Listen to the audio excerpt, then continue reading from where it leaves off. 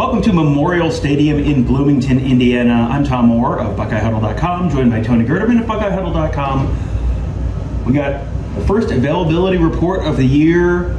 Got 1, 2, 3, 4, 5, 6, 7, 8 names on there, Tony. Not anyone. Let's just start with the good news. Not anyone who was, expected to be starting for the Buckeyes.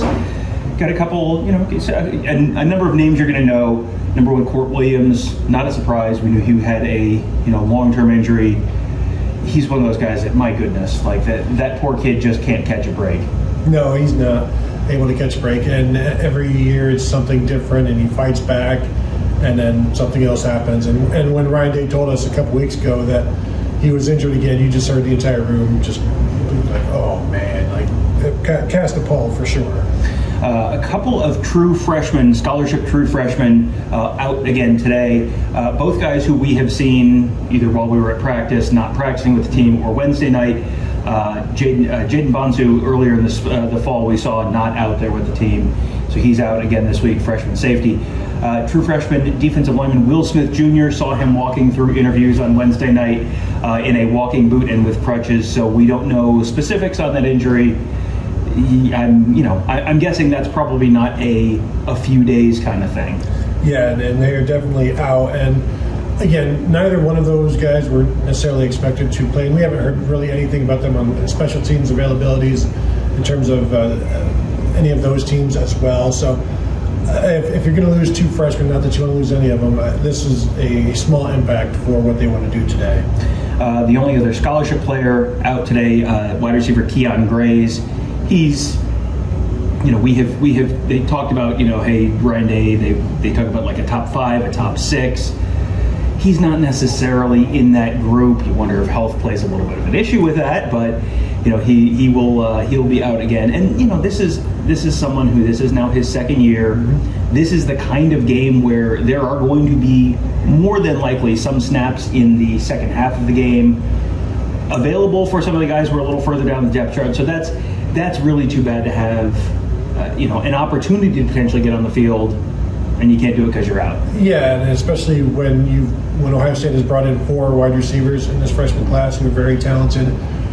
For a second-year guy to miss some time, it's not great for Keon Grays, who was a top prospect himself, but that 2022 wide receiver class is still struggling to get on the field, stay on the field, and make an impact. So that's unfortunate for Keon Grays. And now we get a couple walk-ons we're going to talk to you about. Number one is running back T.C. Caffey. He had that huge game last year against Toledo, had a long touchdown. Everyone fell in love with T.C. Caffey, and then he got hurt and missed the end of the season. He's going to miss the first game of this season. Tight end Zach Herbstreit, son of Kirk Herbstreit, walk-on tight end. He was someone that we had talked about earlier in the year as maybe this is someone who fills that kind of Mitch Rossi type role this year, that sort of fullback type tight end role. He has a medical condition that they talked about a little bit over the summer that sounds like that might be, a gotta figure it out kind of thing. So he's going to be out.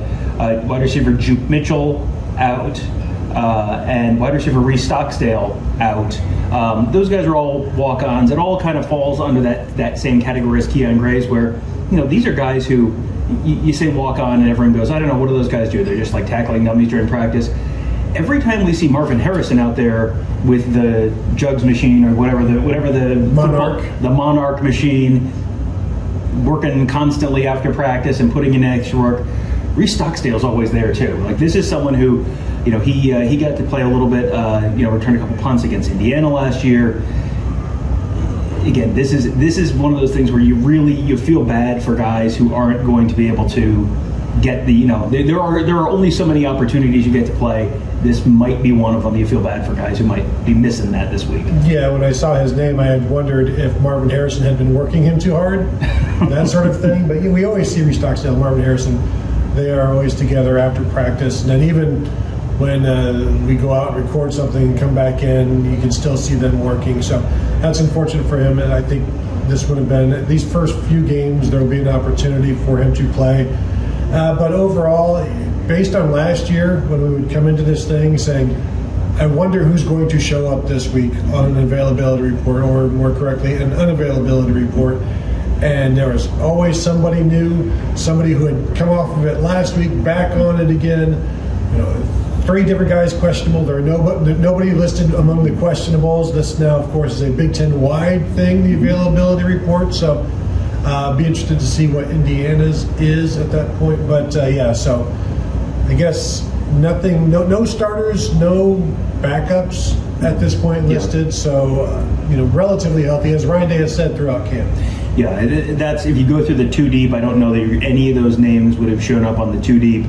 Especially with someone like Court Williams, for example, having been out all fall camp, you knew he wasn't going to be on the 2 deep. So, yeah, I think broadly speaking, this is good news for Ohio State. Another thing that I think that factors into this is one of the reasons you may not have anyone who's a game time decision on there is your travel roster is somewhat limited. So if you've got someone who's maybe not, play it safe, keep them home, bring an extra person who who's going to be healthy, and then you don't worry about that. You don't have potentially a wasted trip. A couple names that I know that I saw on other Big Ten availability reports during the day. Cade McNamara was questionable on Iowa's availability report. Potential starting quarterback for Iowa. He was questionable, and Jim Harbaugh listed as out for Michigan today. That was not a big surprise, but yes, out for the day. Did you see J.J. McCarthy's T-shirt? I did. Yes, he had a Harbaugh 4 shirt, and he had written "Free Harbaugh" on a. Did you see Kevin's? I did, and he had photoshopped it 2 free hamburgers, and yes. Yeah, you're supposed to pay for your Harbaugh. That's what started this whole thing in the first place. It is. Here we are in Bloomington. We have done this as a season opener trip in the past. We were here when the Buckeyes were here in 2017. That was I always think of that as the J.K. Dobbins game because he was a true freshman and came out and was an immediate impact guy there. When we are talking about this game, after the game ends, this is going to be the fill-in-the-blank game. I think this is going to be the Kyle McCord game, the start of the Kyle McCord era, basically, for Ohio State. And it might also be the start where they have more than one quarterback. Mm-hmm. So they have confidence in both guys. And as Ryan said, with a depth chart, with depth that they have at quarterback, they may be more willing to run quarterbacks this year and involve them in the running game, maybe more zone read, that sort of thing, to where not that they want to get their quarterbacks hurt, but they may put them in a little bit more danger to help the running game overall. So I think that will be it. What do you think, Tom? Yeah, I would have said Kyle McCord. I feel like that's kind of the easy answer here. I feel like we've already kind of had the Marvin Harrison game or the Emeka Egbuka game. So how about the Julian Fleming game? I mean, we kind of had that against Iowa last year with the long touchdown, but Tom Allen earlier in the week he was asked about, what are you feeling good about? What are you feeling maybe a little shaky about? And he listed a young secondary, a lot of turnover in the secondary. I think you and I have talked about the fact that, maybe they're going to be running the ball a little bit more just to try and get the quarterback comfortable and make sure that, you stay balanced and all that kind of stuff. I also feel like if something is there downfield, and with the talented wide receiver that Ohio State has and the potential concern at secondary that Indiana has, you can't just throw it downfield because then they'll just sit back, they'll rush 3 guys and sit back with 8. But if something's there, I think they're going to try and take it. And I would think that, Julian Fleming of the 3 is the least likely to have a dedicated safety aimed at stopping him. So I will, because you took I think the correct answer, I will say is the Julian Fleming game. And Julian Fleming has had 2 touchdowns in a game. Cade Stover has had 2 touchdowns in a game last year against Wisconsin. So a lot of guys have had 2 touchdowns in a game for Ohio State. So to try to stay away from one of those guys is difficult. Defensively, how about Sonny Styles? This is our first chance to see him as a full-time starter in the Ohio State defense, and I think everybody's looking forward to that, just to see what he can do. I know it has been hyped up a bunch, and he may still have a huge impact having 2 tackles and no other stats, just because of what he may take away from what Indiana or any offense wants to do. Yeah, and then, in terms of a breakout game, I guess I can't pick Mike Hall. He's the one I'm most intrigued to see. A finally healthy Mike Hall.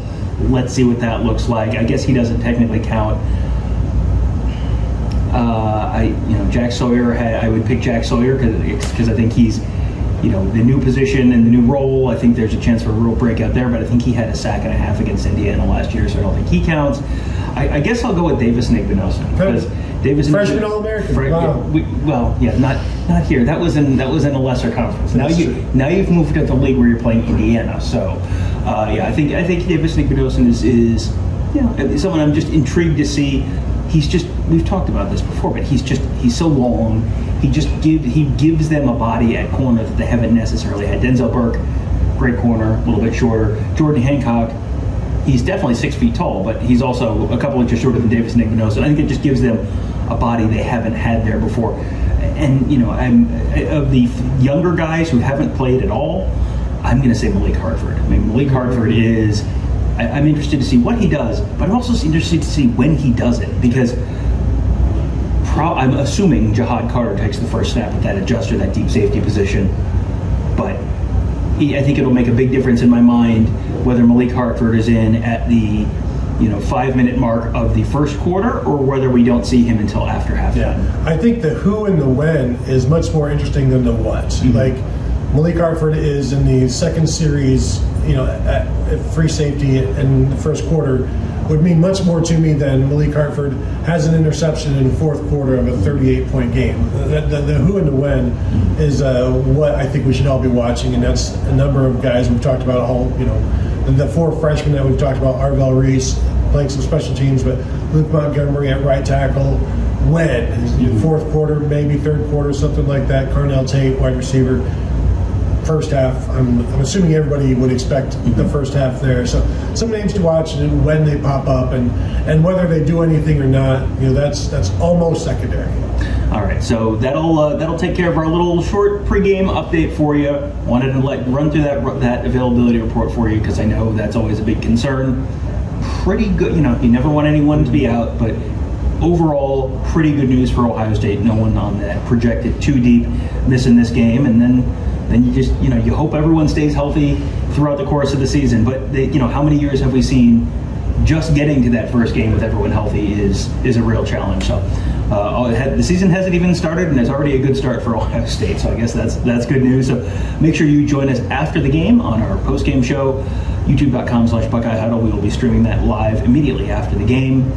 Garrett Seawright's going to be hosting that one for us, but we'll have live interviews with Ryan Day and Buckeye players, and then we'll have the live post-game instant reaction episode of Buckeye Weekly as well with Tony and I. That's all coming up later, and so you can find that at youtube.com/Buckeye Huddle. Make sure you hit the like button on this video. That will help other folks find it. Leave us a quick little comment, and then make sure you subscribe to the channel. Hit that bell so you get notified when we do another live show a little later on today. So that will do it for now. Thank you guys. Enjoy the game, and we'll talk to you afterwards.